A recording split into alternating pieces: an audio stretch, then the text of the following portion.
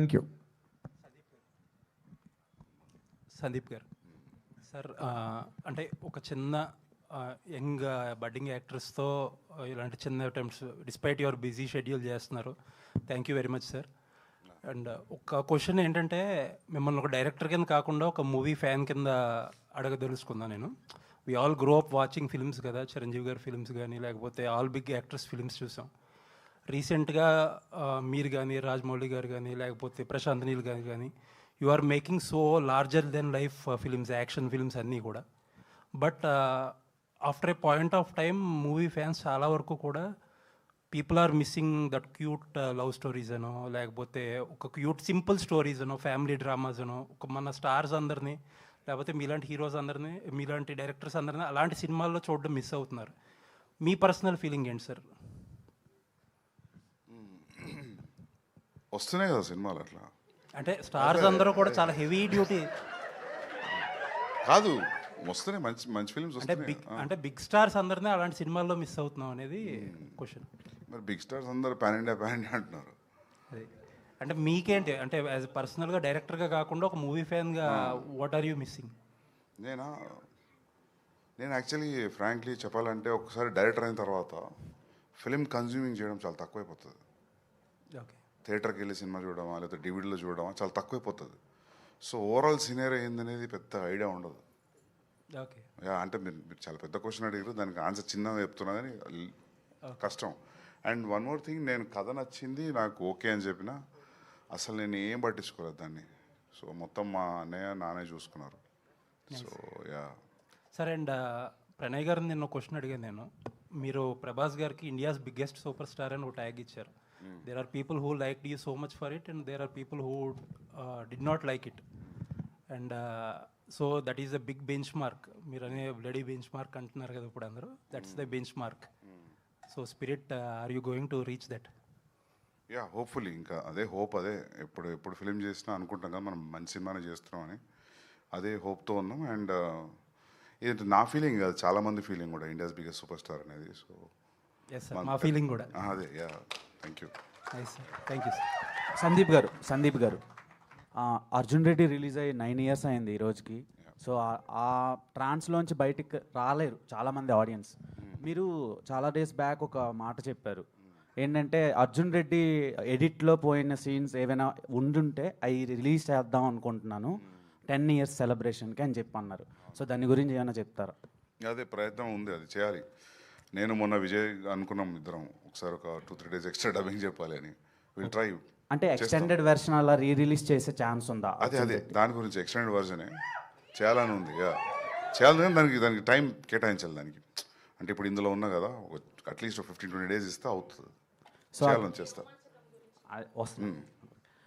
రోమాంచకం cinema మీరు ఇప్పుడు చెప్పారు కదా, ఇది కంప్లీట్ U/A సినిమా, ఫ్యామిలీ అంతా వచ్చి చూడండి అని చెప్పి.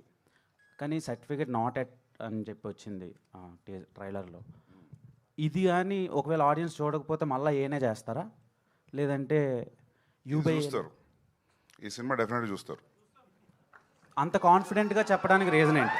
రీజన్ ఏం లేదు, నేను కథ చెప్పినప్పుడు నవ్వినా, సినిమాతో నవ్వుతున్నా. నాకు అట్లా రాయడం నా వల్ల కాదు. మనోడు అది దాని మెయిన్ రీజన్ అది. ఎట్లాగో నేనైతే ఇట్లా రాయలేను, ప్రొడ్యూస్ చేద్దామని చేసిన.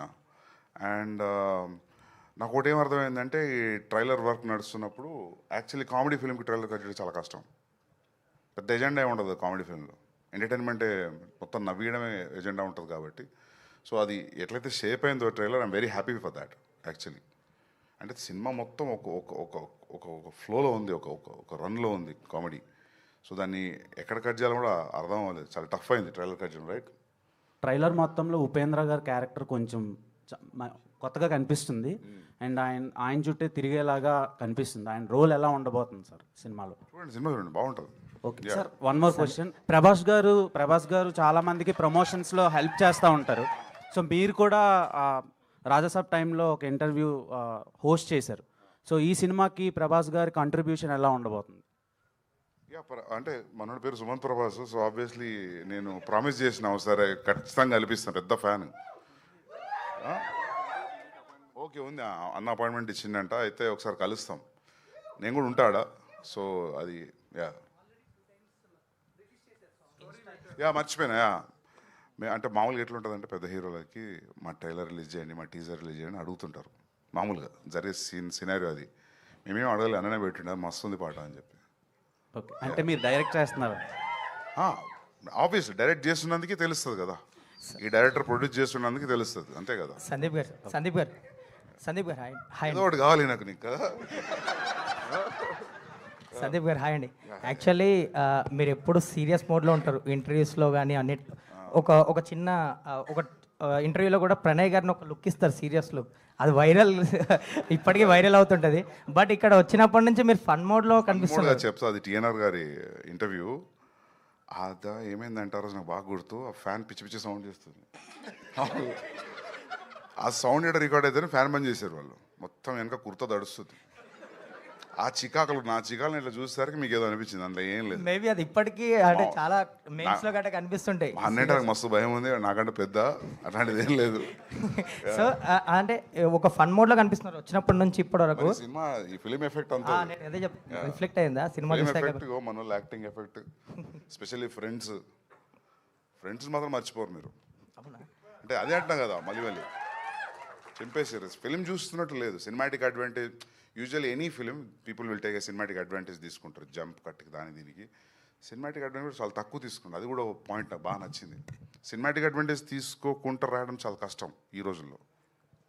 సో యా, యాక్చువల్లీ కొంచెం బిగ్ బడ్జెట్ ఫిలిమ్స్, పెద్ద ఫిలిమ్స్ అన్నీ కొంచెం ఈ మధ్య పోస్ట్పోన్ అవుతున్నాయి. రిలీజ్ డేట్ అనౌన్స్ చేస్తున్నారు, తర్వాత మారుతున్నాయి. స్పిరిట్కి వచ్చేసరికి మీరు మార్చ్ చేశారు. సో యాజ్ ఆఫ్ నో ఆ డేటే ఉంటుంది. ఉంటుంది. So any no changes sir? ఏంది ఇట్లా అవుతున్నారు అందరూ? ఉంటుంది చూడు, అంటే మేము అందుకే చేసుకున్నాం కదా ఉత్తరేసింది. నేను డౌట్ ఏంటి అసలు? అంటే కొన్ని పోస్ట్పోన్మెంట్లు అవుతున్నాయి కదా చాలా big films. So as of now ఎలా ఉంది షెడ్యూల్ అని? ఎప్పుడు బాగానే ఉంది. అంటే నేను మస్తు 50 days చేసినాము, ఇంకో 65 days ఉంది, విల్ బి డన్. టైంకి వస్తాం. All the very best for you. Thanks అండి, thank you. Sandeep, same continuation to the same thing. అంటే like you mention date, okay March 5th ఖచ్చితంగా వస్తామని చెప్పేసి, but you have a great respect for Rajamouli garu, and ఆయనది కూడా same Aprilకే వస్తుంది వారణాసి అనే cinema. So రెండు కూడా ఆల్మోస్ట్ 1000 crore